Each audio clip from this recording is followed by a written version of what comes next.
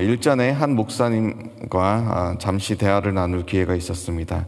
그분과의 대화 속에 참으로 제 가슴을 때린 쉽지만 또 아주 심오하고 핵심을 찌르는 비유가 있어서 이 시간 잠깐 나눌까 합니다. 배우자가 있습니다. 만약 제가 1년 중에 364일을 이 아내와 배우자와 보내고 딱 하루만 다른 여자와 시간을 보낸다고 한다면 아내가 괜찮다고 할까요? 조금 양보하여서 딱 12시간만 그 사람과 시간을 보냈다고 한다면, 혹은 더 줄여서 6시간만. 언약 관계인 이 결혼 관계 속에서 364일을 잘 지내다가도 하루만 다른 여자와 그러한 부적절한 관계를 맺는다고 한다면, 그것은 이 99%를 사랑한 것이 아니라는 것입니다. 아내가, 남편이 이 100%의 사랑과 헌신을 그 상대에게 주는 것은 당연한 것입니다. 하물며 우리가 하나님을 대할 때 생명까지도 주신 하나님께 우리의 삶의 일부분만 드린다는 것은 참 하나님의 은혜를 입은 사람이 보일 수 있는 신앙의 모습이 아니다라는 그러한 너무나 적절한 비유였던 것이죠. 이 비유의 말씀이 저의 현재의 모습을 돌아보게 만들었습니다. 하나님의 구원의 은혜에 대하여, 또 하나님의 돌보아 주시는 은총에 대해서, 예수 그리스도의 십자가의 은혜에 대하여 나의 반응은 과연 100%짜리인가 아니면 95%짜리인가 80%인가 50%인가. 오늘 우리에게 주신 하나님의 이 말씀을 통하여서 우리가 다시 한번 하나님께서 기뻐하시는 그러한 온전한 마음을 겸비하여서 하나님께서 받으시는, 흠양하시는, 정말로 기뻐하시는 그러한 100%짜리 거룩한 산제물로 살아가시는 저와 여러분들 되시기를 주님의 이름으로 축원합니다. 오늘 로마서 12장 1절 말씀에서 바울은 이렇게 말씀을 시작합니다. 그러므로 형제들아, 내가 하나님의 모든 자비하심으로 너희를 권하노니.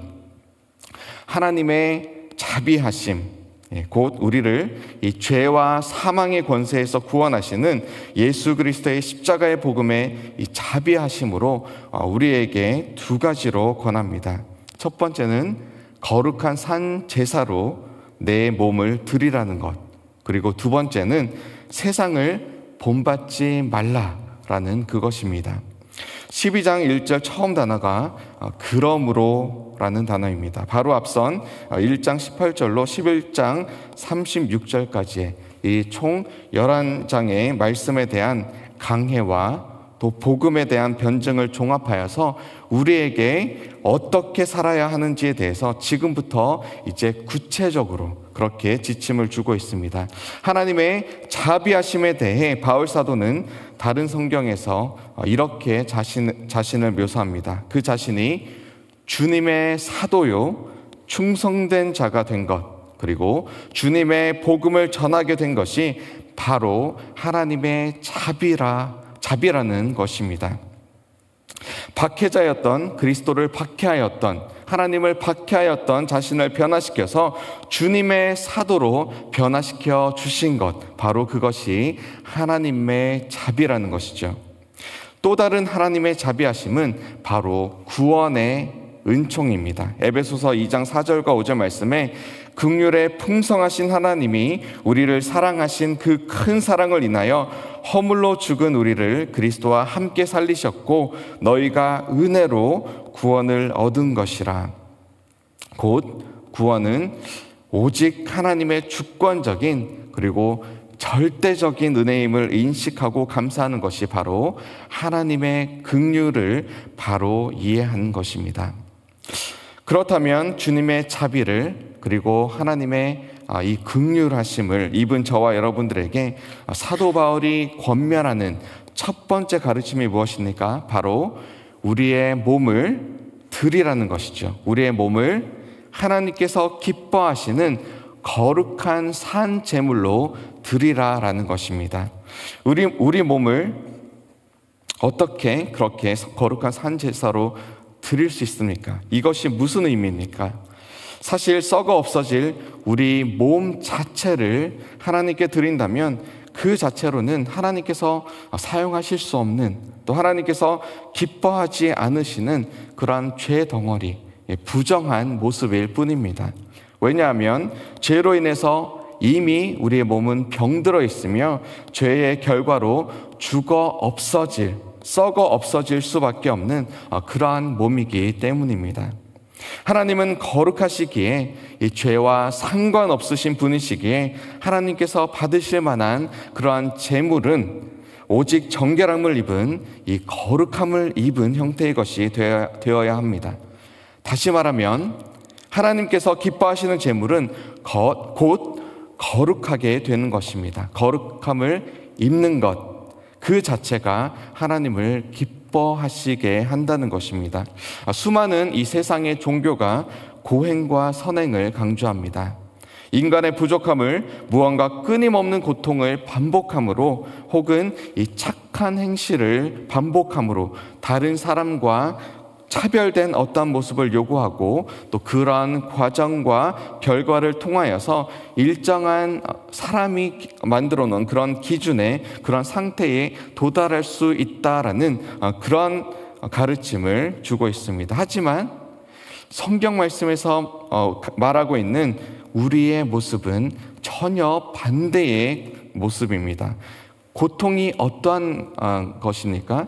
죄의 결과로 고통이 온 것이죠. 인간에게서는 또한 결단코 선한 것이 나올 수 없다라는 것, 그것이 하나님 말씀에서 우리의 몸에 대한, 우리의 현재의 상태에 대한 결론인 것이죠.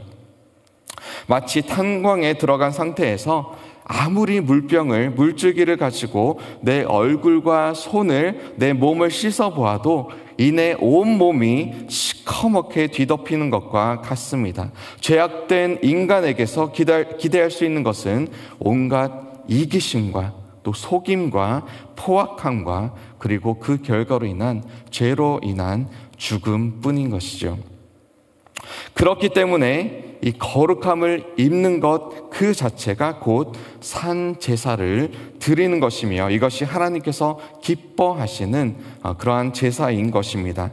거룩함을 입는 것, 그것은 곧 거룩한 자에게로 들어가는 것입니다. 거룩한 자 안에 머무는 것이죠. 거룩한 자와 함께 삶을 걸어가는 것입니다. 거룩한 자에게 내 모든 삶을 내어 드리는 것, 이 길 외에는 우리가 거룩한 산 제사로 살아갈 수 있는 다른 방법이 없습니다. 나는 죄인입니다. 내 안에는 아무런 선한 것이 없습니다. 라는 고백과 함께 오직 예수 그리스도, 주님의 삶과 죽음과 그리고 부활을 믿는 그 믿음 안에만 참 거룩함이 있다라는 사실을 깨닫는 것이 이 거룩함을 입는 것이며, 또 거룩한 산 제사를 드리는 것이며, 또 하나님께서 온전히 기뻐 받으시는 그러한 제사인 것입니다. 바울의 두 번째 가르침은 세상을 본받지 말라라는 것입니다.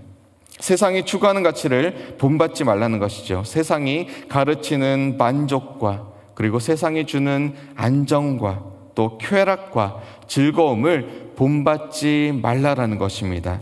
영적인 예배의 한 가지가 예수 그리스도를 믿고 따름으로, 이 그리스도 안에 거함으로 거룩함을 입는 것이라면, 다른 한 가지는 이 세상 속에, 세상의 흐름 속에 나를 내어줌으로 세상과 같게 되는 것을, 세상과 타협하는 것을 경계하라는 것이죠. 사실 우리는 세상 속으로 보내심을 받은 존재입니다.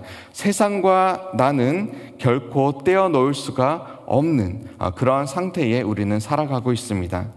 교회가 산 속에 존재하는 것이 아닌 세상 속으로 내려와 있는 그런 이유가 있습니다. 산은 어떤 곳이죠? 곧 하나님을 만나는 곳을 상징한다면, 혹은 세속과의 분리를 상징한다면, 세상 속 혹은 이 도시, 사람들이 모인 곳은 어두움, 그리고 죄악, 그래서 곧 죽음을 의미합니다. 사람이 모이면 죄악이 창궐합니다. 인간은 죄인이기 때문이죠. 그렇기 때문에 그리스도의 부르심을 입은 저와 여러분들이 세상 속에서 어두움 가운데 예수 그리스도의 이 생명의 빛을 비추어야 하는 것이죠. 세상 속에 우리가 살아가지만 세상과 구별된 존재로 살아가는 것, 그것이 세상을 본받지 말라라는 이 바울의 가르침에 대한 바른 반응입니다.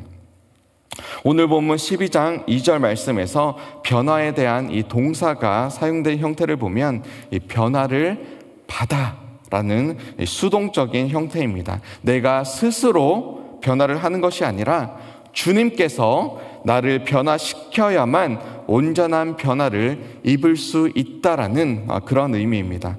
변화하다 혹은 변화되다라는 동사가 쓰여진 곳이 신약 성경에서 총 4번이 나옵니다. 2번은 예수님의 변화산 사건 때 사용된 이 예수님의 변화입니다. 다른 2번은 오늘 본문인 이 로마서 12장 2절 그리고 고린도후서 3장 18절 말씀에 나옵니다.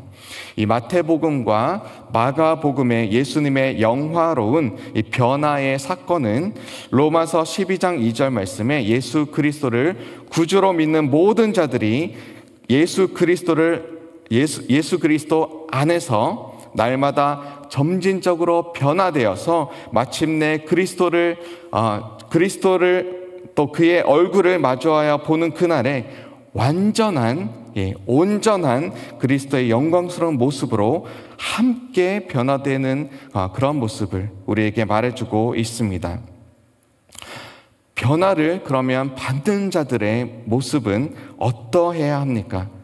그 구체적인 지침이 이어진 3절에서 8절까지의 말씀으로 나와 있습니다. 우리에게 허락하신 여러 모양의 섬김을 겸손함으로 그리고 오직 예수 그리스도의 이름이 드러나도록 그리고 전심으로 전력으로 행하며 살아가는 것, 그것이 변화된 자의, 은혜를 받은 자의 마땅한 반응인 것이죠.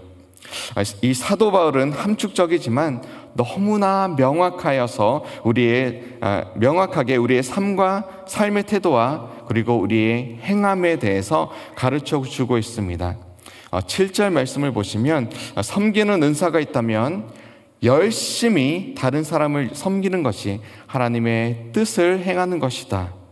혹 가르치는 은사가 있느냐? 그러면 열심으로 말씀을 준비하고 또 말씀을 가르침으로 진리를 깨닫게 하는 일에 그렇게 사용을 받으면 된다. 8절에 있는 혹 위로하는 은사가 당신에게 있느냐? 그러면 묻어두지 말고 열심으로 맛있는 국도 만들고 또 음식도 만들어서 이 위로가 필요한 자들과 함께 시간을 나누고 마음을 나누고 예수 그리스도의 심정을 함께 나누고 또 이 음식을 나누면서 위로하라. 가난한 사람을 보면 막 가슴이 뛰십니까? 그러면 두 눈에 눈물이 차오르십니까? 그러면 성실함으로 내 손으로 만든 그런 소득으로 구제하시길 바랍니다.